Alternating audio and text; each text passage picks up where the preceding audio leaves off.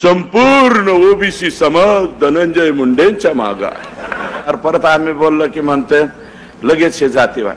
हाके साहेब तुमच्या पाया पडतो, कुणाचं बी उचल घेऊन कुणीकडे बोलत जाऊ नका। आई शपथ तुम्हाला विनंती आहे। अजून ते तुम्हाला 500 मत पडलेत का 5000 पडलेत साहेब? इथं माडा शेजारीच आहे, इथून पलीकडे। आणि नाही, मला तसली टीका करायची नाही, पण हाके साहेब उचल हा शब्द जरी वेगळा वाटत असेल तर ते मी परत घेतो, पण कोणाच्या सांगण्यावर कोणाचंही काही बोलू नका, हे तुमच्या पाया पडून माझी विनंती। प्रकाश अण्णा शेंडगे तुमचे वडील फार मोठे माणूस होते, या राज्याला बरंच काही दिलंय तुमच्या वडिलांनी। सतत दुग्ध विकास खातं खूप चांगलं चालवलं, शेळी पालनाचं मेंढी पालनाचं खूप काम केलं। आमच्या तिथं भाऊच्या धाक्यावरती सुद्धा शिवाजीराव शेंडग्यांनी खूप मोठं काम केलं। तुम्ही लोकसभेला उभे राहिले, तुम्हाला 8550 एवढेच मत पडलेत। तुम्ही सुद्धा मानता संपूर्ण ओबीसी समाज धनंजय मुंडेंच्या मागे आहे।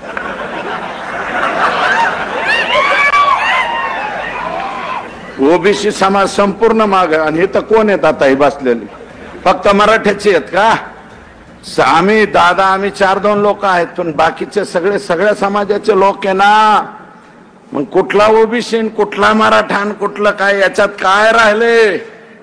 याच्यात सारे राम शिंदे साहेबांना रोहित पवारांच्या विरोधात फक्त 1300 मताने निवडून आलेत रोहित पवार। राम शिंदेला जी मत पडलेत, मराठ्याची मत नाही पडले का? नारायण आबा पाटील धनगर समाजाचे फक्त धनगराच्या मतावर आलेत का? आणि संदीप क्षीरसागरचं मतदान किती आहे बीड मतदारसंघात? 400 असेल, नाही तर 4000 असेल, नाही तर 2000 असेल। त्यातलं बी संस्था ह्याच्याकडे नाही, याच्याकडे काहीच नाही। मग हा ना, अरे बाबा मी त्या आधीच सांगितलंय, सगळ्यांचं चांग भलं त्याच्यामुळे झालेलं आहे। संदीप क्षीरसागर 1,00,000 काही हजार मत पडतात, 2000 सुद्धा मत तैलिक समाजाचे नाहीत। कुठला जातीवाद आणला? कुठला ओबीसी मराठा आणता? अरे 132-34 जागा भाजपच्या निवडून येतात, 41 तुमच्या आल्या, शिंदे साहेबांच्या आल्या, राष्ट्रवादीच्या कमी आल्या, उद्धव साहेबांच्या कमी आल्या, काँग्रेसच्या कमी आल्या। हे जागा राजकारणाचा विषय नाही, हा विषय सगळ्यांचा आहे। अरे उद्या एखाद्या वडार समाजाचं झाला, आता कायकाडी समाजाच्या पोराची जर अशी हत्या झाली असते तर आम्ही तेवढ्याच ताकदीने इथं आलो असतो, तेवढ्याच ताकदीने बोललो असतो। सगळ्या समाजाचे लोक तुम्ही बघा ना, जातीपातीवर नाही। फुले शाहू आंबेडकरांचा महाराष्ट्र आहे, या महाराष्ट्रामध्ये असं मतदान झालंय।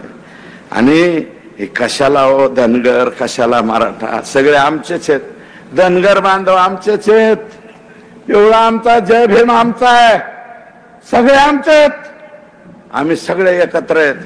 तुम्ही हे धंदे बंद करा अशी माझी विनंती।